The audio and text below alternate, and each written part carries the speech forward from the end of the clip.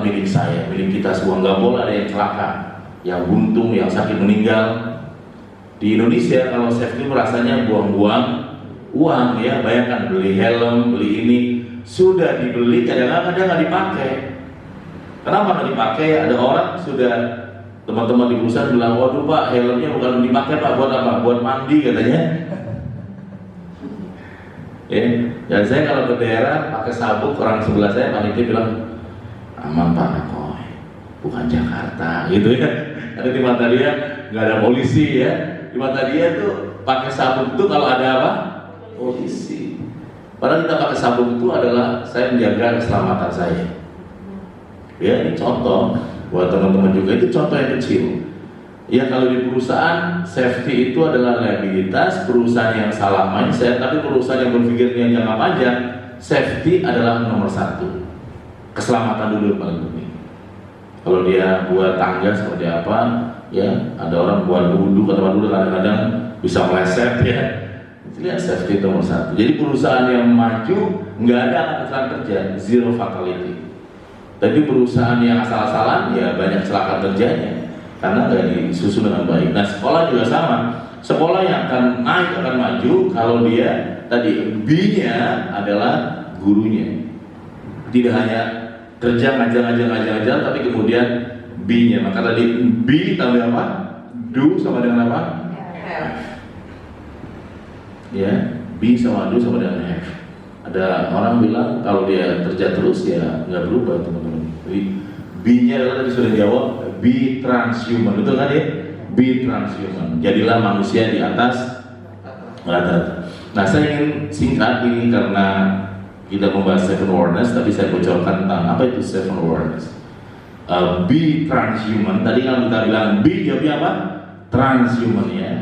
Transhuman artinya guru di atas rata-rata, atau pegawai di atas rata-rata, atau ASN di atas rata-rata, atau kita di atas rata-rata. Seven awareness itu dimulai ya, ini ada istilah ya, kita ini kayak gunung, from zero to hero. Dari tidak punya apa-apa, dari nol menjadi hero, pahlawan. Kalau Anda sekarang misalkan guru dan mungkin ingin menjadi lebih dari sebelumnya, kepala sekolah atau apa, from zero to hero. Pegawai pengen jadi ya kayak ibu pengen jadi kepala dinas ya, from zero to hero. Amin ya, contoh ya. Pegawai pengen menjadi owner ya, from zero to hero. Saya dulu marbot di masjid waktu saya kuliah di UIN sampai lulus wisuda. Tapi saya ingin suatu saat ya, dulu saya adalah seorang kontraktor juga, kontrak sana kontrak sini, betul ya. Tapi pengen punya kontrakan banyak, maka from zero to hero. Nah, dalam from zero to hero rumusnya adalah 4. Awareness of thinking, awareness of silence, awareness of success, awareness of soul. Bagaimana cara bacanya di buku ini, Seven Awareness ini? Ini pelatihannya pun 3 hari Mas Hasan ya, dari jam 9 sampai jam 5 sore. Dan nggak murah juga, ini kalau offline 3,5 juta, kalau online 1,5 juta per orang. Tapi buat orang yang paham bahwa have-nya harus naikin, maka dia tambahkan tadi apa? B-nya.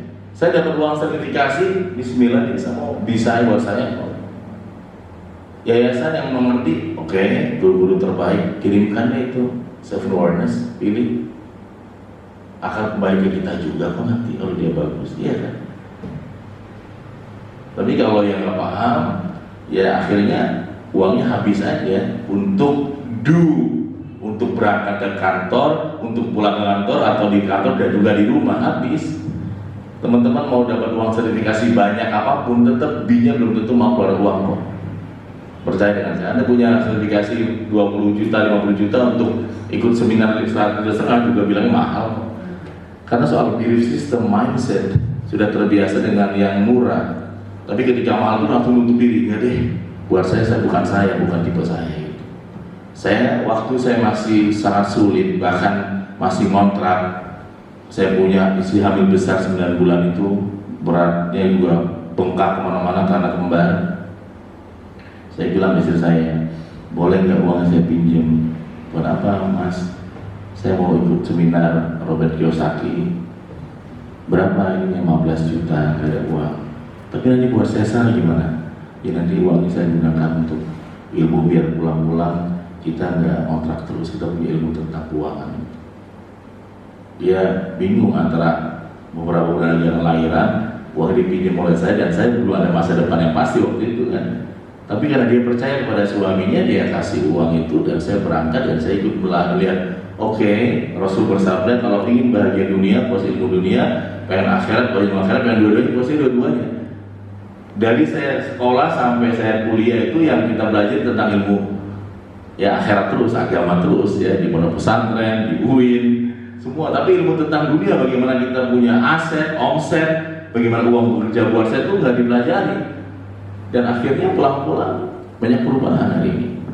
Yang tadinya kontraktor, sekarang udah banyak kontrakan. Itu adalah from zero to hero. Dengan cara apa? Be. Jadi kita nggak boleh kemudian salah hanya do. Kalau kita punya uang, maka kemudian mulai menambah aset, ya aset yang tidak tersentuh. Aset itu ada dua, aset yang tersentuh. Ibu punya motor, aset tersentuh. 9 juta kelihatan, dicuci, dilap-lapin ya Bu ya, karena kesentuh. Tapi yang nggak kesentuh itu ini, hati kita, pikiran ini nggak kesentuh. Ini kalau juga jarang diberikan nutrisi, ya juga lambat teman-teman. Namanya aset tak tersentuh, itu yang super mahal. Contoh, Garuda adalah aset yang tersentuh, pesawatnya banyak, sementara Gojek aset yang tidak tersentuh. Ketika Garuda dan Gojek disejajarkan, ternyata orang lebih menilai mahalan Gojek daripada Garuda.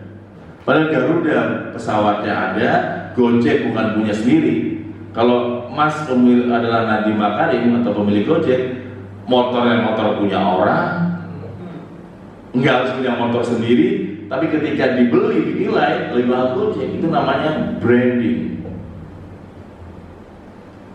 Kebayang ya, nggak mesti beli barang tapi nilainya mahal. Ya, manusia juga sama. Ketika kita kemudian paham membuat branding sendiri, maka kita mulai banyak mengeluarkan uang untuk personal branding kita. Dari mulai baca buku, walaupun mungkin awalnya buku yang baca kita, betul ya. Kemudian ya kita belajar seminar kepada orang yang tepat, ya, orang yang pas, orang yang memahami, teman-teman yang kemudian ya akhirnya banyak perubahan teman-teman. Tapi kalau kita kemudian kayak saya dulu waktu masih sulit, kemudian juga pelit dengan diri saya sendiri, ya mungkin nggak bisa seperti ini.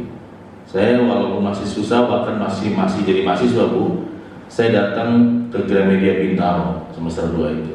Saya kalau Senin sampai hampir tiap hari lah kerjanya nyapu, ngepel, bersih. Kalau teman-teman Tangsel kan tahu UIN ya, Ciputan, Masjid Fatullah itu saya 4 tahun di situ. Kerjanya bukan muazin, bukan jadi qori, tapi jaga sepatu dan bersih-bersih. Kalau setiap suara azan zuhur pulang jaga sepatu sampai jam 9 malam, kunci gerbang, kunci masjid, baru tidur jam 4 sudah bangun bersih-bersih itu, kuliah jam 7, kayak gitu aja aktivitasnya. Tapi kalau Sabtu saya izin ke guru saya, Profesor Dr. Nazarul Umar, Pak, saya mau ke Bintaro, ngapain aku? Ibu beda buku Pak. Saya pikir buku cari adalah buku motivasi, buku psikologi. Ternyata buku yang dibedah adalah nasi goreng ala Ibu Broto ya. Otak langsung bilang, kayaknya pulang aja deh, nggak penting ya. Bilang masuk saya lawan, nggak, saya beli ya. Pas saya beli, karena masih malu semester 2 itu, saya dekati ibunya, Bu, tolong doakan Bu. Dia nanya, siapa namanya Dek? Nako Bu. Oh kayak kaca ya Dek? Iya Bu, anak Kosim ya, Bu Yusuf gitu ya. Apa doanya Dek? Sukses Bu. Dia tulis sukses. Gede, sukses ya Dek. Apalagi Dek? Kaya Bu. Jadi kaya. Kamu masih kuliah kan? Iya Bu. Kok pengen kaya? Bapak saya miskin Bu, tukang beca. Dia speechless gitu, diamnya dia itu adalah doa yang terkumpul teman. Kaya. Mungkin kalau dia nggak malu dia mau nangis juga, atau bahasa Indianya berbesmili, betul ya. Kemudian dia tambahkan apalagi dia bahagia Bu. Nah saya naik angkot dari Bintaro Plaza ke Ciputan, bukan ngeband buku belakang tentang menu-menu nasi goreng, tapi 3 doa tadi, sukses, kaya, bahagia. Karena waktu baca itu sedang sulit-sulitnya, bahkan puasa hampir tiap hari karena nggak ada makanan dan nggak ada gaji waktu itu. Sukses itu membayangkan sukses, ya Allah, nikmatnya sampai di sini, di dalam hati terdalam. Kaya, ya Allah, kalau saya bisa bantu ibu saya, bisa bawa orang tua umroh atau haji, syukur itu betul-betul bayangkan itu. Dan bahagia, ya, mencapai mimpi saya mengatakan amin, ya Allah. Dan itu yang kemudian saya cari. Setiap saya datang ke bedah buku apapun yang ditulis, saya cari penulis bukunya minta doa yang sama, sukses, kaya, dan bahagia. Dan sekarang kata-kata itu pun, ya Mas Hasan, saya sering transfer ke orang-orang baru. Jadi kalau nanti ibu punya buku dari saya, pasti juga saya doakan yang sama, sukses tadi, kaya tadi, bahagia. Mungkin di Anda belum, mungkin di anak-anak mungkin bisa jadi. Jangan menutup diri. Mungkin di anak belum, di cucu bisa jadi. Ya, karena memang ada doa itu, ya, doa itu ada 3 model. Ada doa yang kemudian dinilai, ada doa yang deposito. Padahal Allah berjanji bahwa minta doa pasti dikabul. Tapi doa 3 macam. Doa instan, kitanya kerja dengan benar, tapi belum kaya, berarti mungkin dinilai oleh Allah. Tapi pas anak kita besar, pindah ke anak kita. Bapak saya petani, bapak saya tukang beca. Rezekinya ke saya hari ini. Ada orang doanya deposito, Bu, dianya wafat, baru anaknya sukses. Jadi ya, doa tadi sukses, kaya, bahagia, semoga nanti menjadi salah satu doa saya, wasilah saya untuk ke Bapak Ibu yang pada hari datang, insya Allah. Amin ya. Tepuk tangan dong teman-teman hebatnya. Yang kebiasaan pakai otak kiri, kaya, boro-boro Pak ya, dia langsung nolak, ya, jangan nolak dulu. Sekarang juga susah Pak, sekarang masa depan nggak pernah tahu kan, ya, karena masa depan itu milik mereka yang yakin, ya. Jadi ya, sukses. Sekarang masih kayak gini aja guru saya, pada guru biasa aja Pak ya. Jangan lihat sekarang ya teman-teman, sahabat-sahabat hebat ya, teman-teman luar biasa. Jadi insya Allah ya teman-teman yang great kan. Kalau kita sudah di atas puncak sukses, tadi apa? From zero to hero, maka ingat kalau sudah di atas puncak, Anda sudah jadi kepala madrasah, kepala sekolah 2 kali periode, masa pengen terus-terusan, betul kan? Ya, Anda sudah jadi wali kota, bupati 2 kali, nggak mungkin terus-terus kan? Maka ada satu rumus dalam Seven Awareness, ketika sudah di atas puncak sukses, silakan boleh tulis ya, ada 5 huruf. Ya, ketika sudah muda semua, sudah ganteng semua, tadi semua, 5 hurufnya adalah T, U, R, U, N. Apa itu? Apa itu? Turun. Mau saya baca Bung Karno harus turun. Saya baca Pak Harto harus turun. Kita sudah jadi CEO yang hebat banget. Ada masanya pensiun, nggak mungkin enggak. Enggak, saya mau pensiun. Ada masanya. Ini orang ini, saya tulis buku ini, Pak Basizal Foto, penghasilan dia sehari 1 miliar. Sekarang sudah pensiun, usia 55 tahun pensiun. Ada waktunya, saya mau pensiun, ada waktu pensiun. Jadi ada masanya kita akan turun, maka ketika turun, siapkan dengan 3 awareness. Awareness of wisdom, awareness of vision, dan awareness of surrender. Kita harus menjadi orang yang bijak, kemudian harus memiliki visi-visi baru, dan harus punya ilmu ikhlas. Baru lebih enak. Kalau nggak punya, sakit. Maka seperti pepatah, habis jatuh ketimpa tangga ya, teman-teman Inggris, sama saya dia. Oke ya, coba sekarang saya akan minta teman-teman ya, boleh lihat di layar, kemudian ya, pejamkan mata. Nanti saya mau tunjuk dan tolong sebutkan 7 awareness secara urut ya. Jadi saya kasih waktu sebentar. Nanti tadi belum hafal nama nih Mas Hasan. Nanti saya pakai ini aja ya, yang dipanggil Ibu Ida langsung. Awareness of thinking kayak gitu. Tapi urut ya, kita mau tes ya. Oke, silakan lihat dulu di layar. Dan untuk yang ketiga saya minta 1 menit aja, boleh pejamkan mata semua. Oke. Dan saya mau tesnya dengan cara pejamkan mata ya. Oke, kira-kira hafal nggak ya 7 ini dengan secara urutan?